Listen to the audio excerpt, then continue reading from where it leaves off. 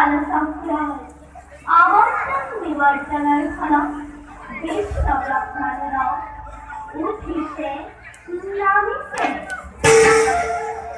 কালর আদেশ অনুক্রমে কতবার হরির অবতার এই ধরনে বিভিন্ন রূপ ভক্ত সকলময় করেছে উদ্ধার দুষ্ট দমন আৰু শান্ত পালন কৰিবৰ বাবে যুগে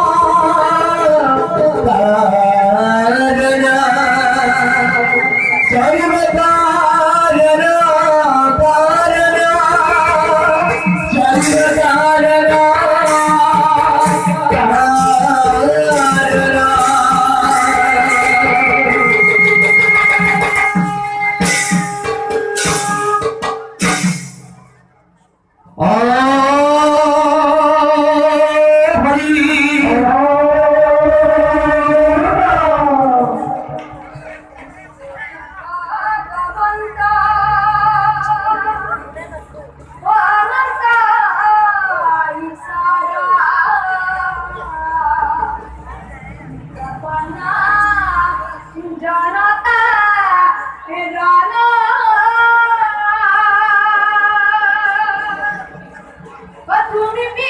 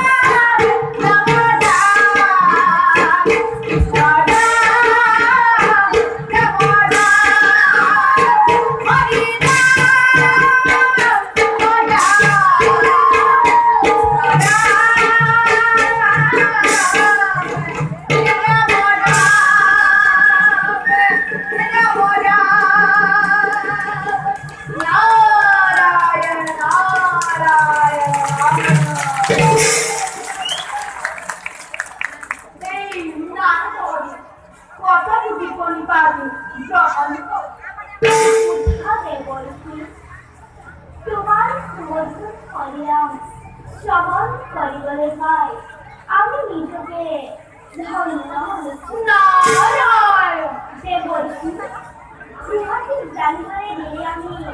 পরম আনন্দিত হই যে বলছি জগৎপতি সকলে মঙ্গলে যে বলছি অন্তর্ধার দর্শন করি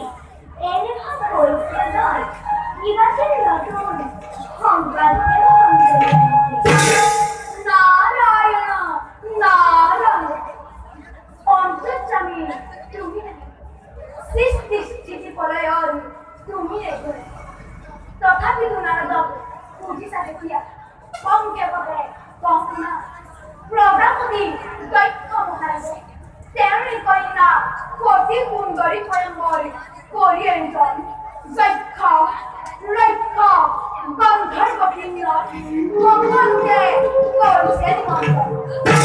বাকী মানুহ দুজনাত বিকবা যে বলছি তার বাবে দ্রৌপদীবা অলকুয়া উঠে সময়ের মহাদেব নিশ্চয়ই স্বয়ম্বর করে হবও করছে নিমন্ত্রণ আমন্ত্রণ নালাগে দিব দক্ষ রুচিতা সতীও কায়া মরিবাইছে চলি আছে Hiroki, Narayan, Narayan. Ah, কি মধুর বসনে পুনা লাগে মন বিহীন মায়াহীন মকান কুলাকি কি বতেঙ্গে মো বিহস্তিরে লগে বলছি মায়া বিভুল হয়ে না থাকে অঙ্কর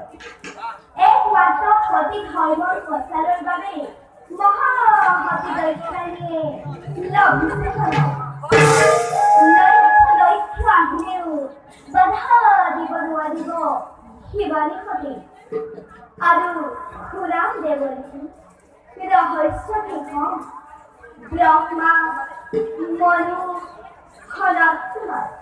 আৰু তোমাৰ দৰে মহাদেৱ মহাভক্ত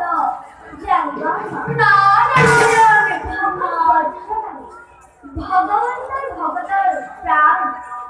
এই শিৱৰ স্তুতি ৰক্ষা দৰ্শপূৰ্ণ সবস্বতে বুজিল প্ৰভু নাই আৰু মনত সংশয় ইচ্ছাময় তুমি ভগৱান ইচ্ছাপূৰ্ণ হ'বই তোমাৰ গান মই এতিয়া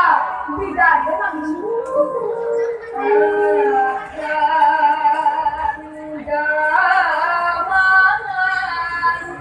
Dala